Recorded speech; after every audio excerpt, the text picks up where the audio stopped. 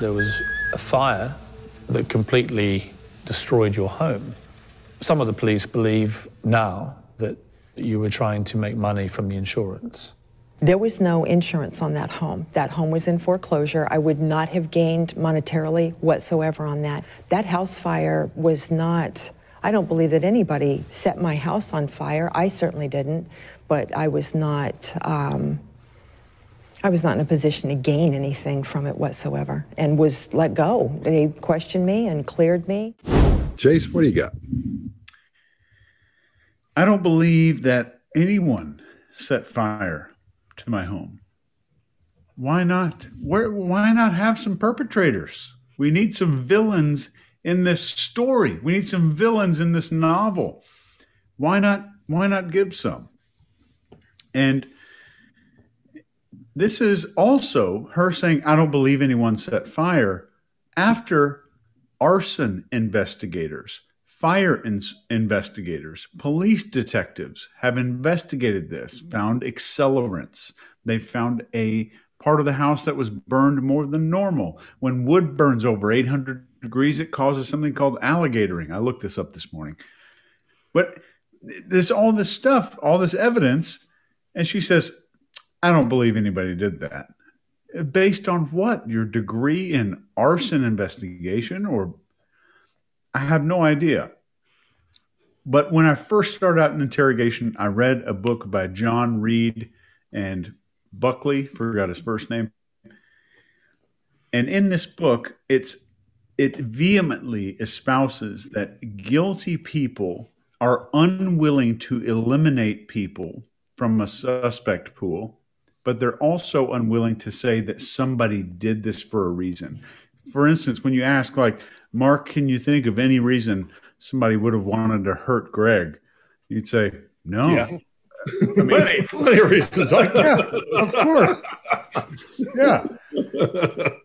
So we don't want to say that anyone did something wrong, because that would cast a shadow over ourselves.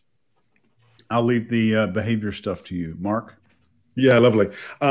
Okay, so there is something here that I absolutely believe is true. She says there was no insurance, and the house was in foreclosure.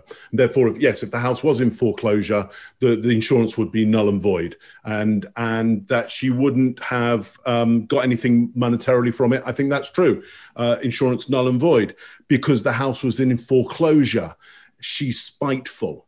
She's not going to allow anybody to get any value out of this.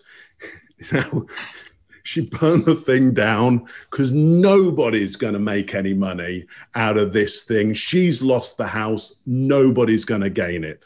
That's what happened here. And again, it just reinforces, look, I don't have any certificates on my walls around the psychiatry of this. But as Greg has said before, all of us here have been around enough characters to know often what we're dealing with. And what we have here is for sure a malignant narcissist. And with a certain amount of intelligence to be able to manipulate the way that stories happen. It's not quite good enough that she can stay out of prison, but it's still good enough that she's probably pretty good at telling a story to people and, getting enough of a relationship to then get them involved with her so that it can all explode again and play itself out. Scott, what do you got? I've got that book, Chase. I was trying to find it and pull it up and go, I think it's Joseph. I've got it right here. I'll get it while you're talking. The recordings, if I heard his voice anywhere in this world, I would know this guy's voice. I mean, you've heard it 1,000 times. That voice he's got is just killer. Anyway, this is the first time we really see her chin come down and protecting her throat. And usually you see that when someone you're telling them that they're busted, they're guilty, chin starts coming down, protecting the throat.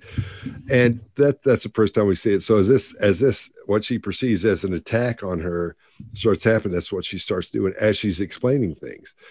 I don't think she realized, this is where I think we're the intellectual level we're dealing with. I don't think she knew that she wouldn't get any money from burning the house down. I don't think she knew it was in foreclosure. Now, I would guess, I don't know for sure, but since she's been in prison, since all this stuff happened, the house payments weren't made, so it went to foreclosure. But I think she thought she'd be able to get that money if it burned down but maybe she did. I'm not sure if that's what happened, because I think maybe I saw a picture of her at the house after it burned or while it's burning or something.